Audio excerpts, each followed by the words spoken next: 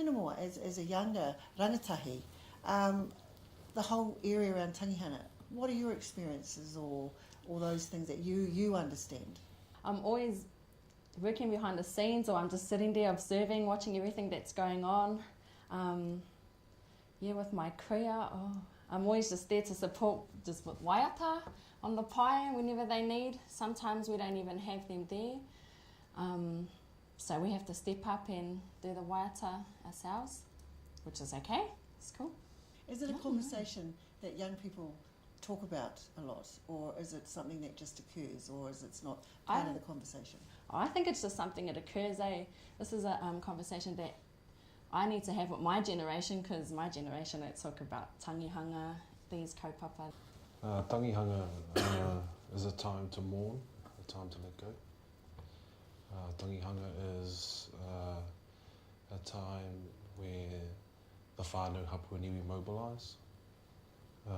Tangihanga is a time where you behave in accordance to tikanga and kawa and kaupapa Māori.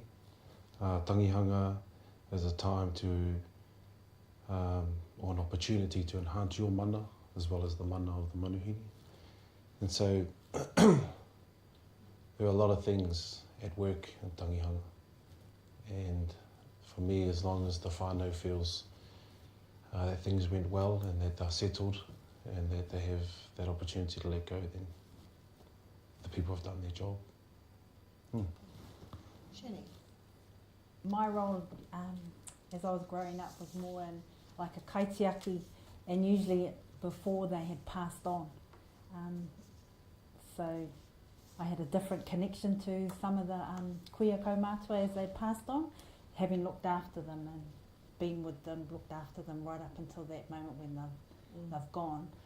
And then for some reason when they've gone, people would come to me thinking I would know, okay, what's the procedure, what's going to happen here.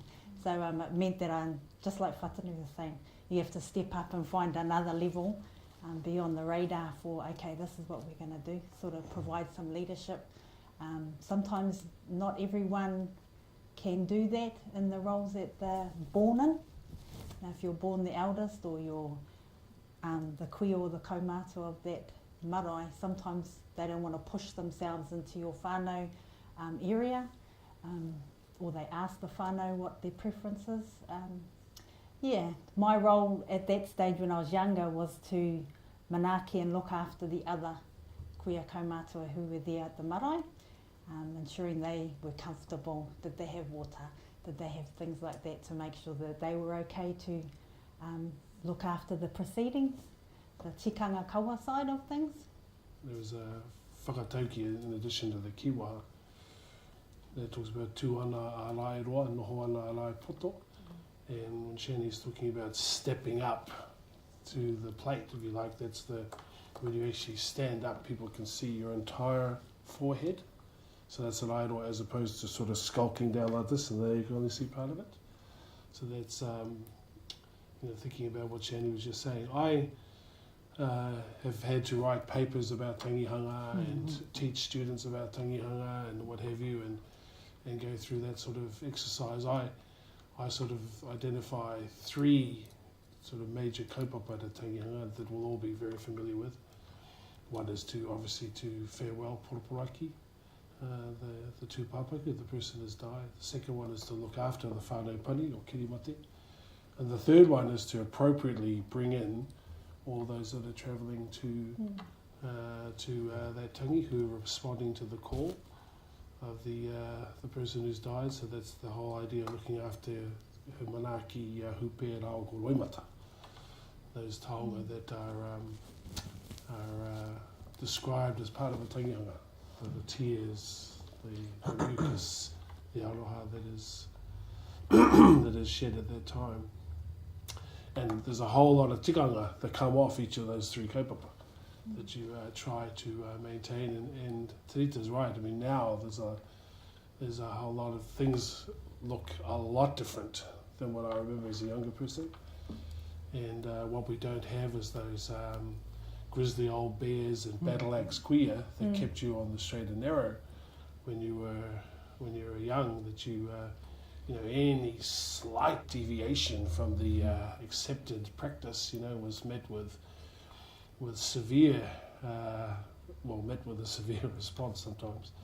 But you see things today now that I do ponder around about and wonder whether or not that we're heading in the right direction. Things like, having hakari before the nehunga, before the actual funeral, and because people got to they got to get away, or they come from a long way, and so we don't want to be holding them there at the marae till 4 or 5 o'clock in the afternoon when they've got to travel 8 hours or however back home.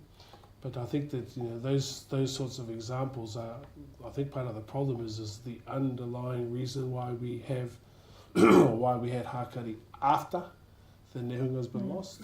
People don't understand it's just about feeding people. I think when you have the will, a written will of the person versus the will of the people, right? And that's another time where you see issues arise by people who decide they want to lie at home. And the issues around that, how far can you take the tikanga of the hapu or the iwi into someone's private home?